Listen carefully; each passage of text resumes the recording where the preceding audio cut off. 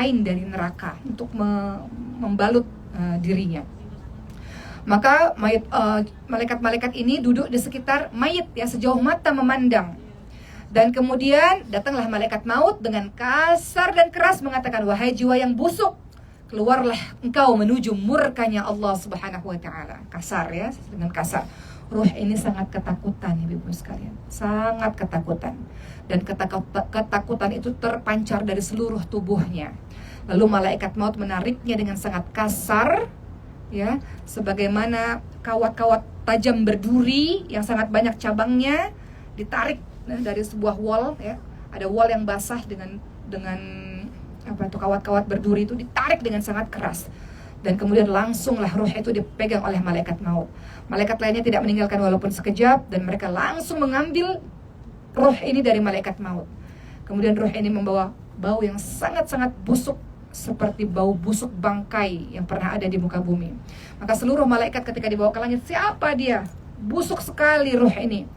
Kemudian disebutkan, inilah Fulan bin Fulan. Kemudian pada akhirnya dalam surah Al-A'raf dikatakan, orang yang mendustakan ayat-ayat kami dan menyombongkan diri terhadap ayat-ayat kami, tidak akan dibukakan bagi mereka pintu-pintu langit, dan tidak pula mereka masuk syurga hingga unta masuk ke dalam lubang jarum. Ya, artinya sesuatu yang mustahil ya. Kemudian kata Allah apa? Tulis catatan hamba-hambaku yang buruk ini, yang banyak dosanya ini di kitab Sijjin. Ya, di kitab, dari sebuah kitab isinya semua amal-amal buruk, semua dosa-dosa. Kemudian kembalilah ruh ini ke bumi dan dikembalikan lagi kepada jasadnya. Nah, mulailah yang terjadi adalah datanglah dua malaikat dengan gertakannya yang keras, menggertak si mayit. Siapa Rabbmu? Aku tidak tahu. Dia nggak bisa jawab, ibu-ibu sekalian. Lidahnya keluh dan membisu, nggak bisa jawab. Siapakah yang diutus di tengah kalian? Maka orang yang tidak taat ini tidak bisa menjawab. Ada ilustrasi kalau ibu-ibu mau lihat, walaupun itu tidak yang sebenarnya ya. Ibu-ibu lihat aja di Google, di YouTube itu untuk ilustrasi aja ya. Mayit yang tidak bisa jawab pertanyaan tuh boleh juga dilihat tuh, bagaimana beliau yang masih dalam kondisi di kain kafan nggak bisa jawab ya. Iya, jadi dia nggak bisa jawab, nggak bisa jawab, keluh bibirnya. Wah, apa yang terjadi setelah itu ibu-ibu semua? Hambaku ini adalah orang yang berdusta, bentangkan untuknya neraka dan bukakan pintu neraka untuknya. Maka jasadnya pun ya akan hancur, panas, kuburnya sempit. Jadi kubur itu bisa luas, bisa sempit. Kuburnya sempit hingga menghimpit tubuhnya, hingga tulang-tulangnya berserakan. Lalu datanglah orang yang sangat jelek, sangat buruk, sangat bau. Kemudian dikatakan oleh orang tersebut, kabar buruk untuk dirimu. Siapa engkau? Kata si mayit ini, aku adalah amal burukmu yang kau lakukan selama ini. Engkau selama ini telah melakukan amal buruk, akulah amal buruk itu, kata orang ini. Kemudian akhirnya ada seseorang makhluk yang buta, tuli, bisu. Dia nggak lihat, dia nggak bicara, dia nggak mendengar. Dia bawa, dikatakan pentungan ya Bu, dia bawa pentungan. Kemudian dikatakan, andaikan dipukulkan ke gunung, niscaya gunung pun akan jadi debu. Maka inilah yang kemudian dipukulkan kepada si mayit itu.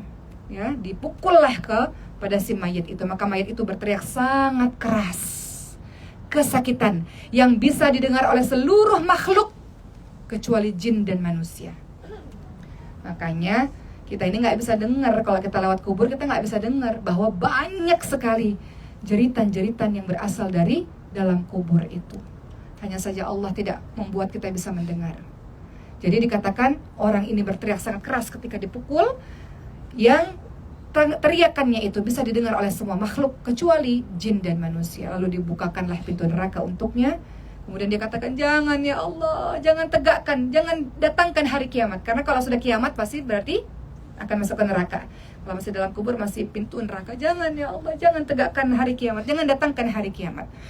Yang saya ceritakan ini adalah hadis yang diriwayatkan oleh Ahmad, Abu Daud ya teman-teman sekalian, yang sanadnya sahih. Artinya apa? Ini adalah perjalanan kita yang akan kita lalui. Setelah itu pun belum selesai, masih ada padang mahsyar dengan perjalanan yang sangat panjang. Masih ada yaumul hisab, yaumul mizan, masih ada sirat ya Allah, sampailah kita masuk ke syurga atau nerakanya Allah Subhanahu wa taala. Jadi perjalanan yang panjang ini saya nasihat untuk diri saya, ya Allah, ya Allah, ya Allah, mau ya Allah matinya ini husnul khatimah, mati baik, mau jadi orang baik, ya Allah, nggak berat, takut ya Allah, takut ya ibu-ibu sekalian, takut kita ini ya dengan azab kubur ini, takut ya Allah ya, dengan semengerikan itu. Mudah-mudahan ketakutan itu melahirkan Allah bantu kita untuk beramal-amal saleh insyaallah. Baik ibu-ibu sekalian, alhamdulillah tak terasa ya sudah jam 5.15, saya harus sudahi ceramah saya. Alhamdulillah kita sudah selesai. Mungkin saya akan buka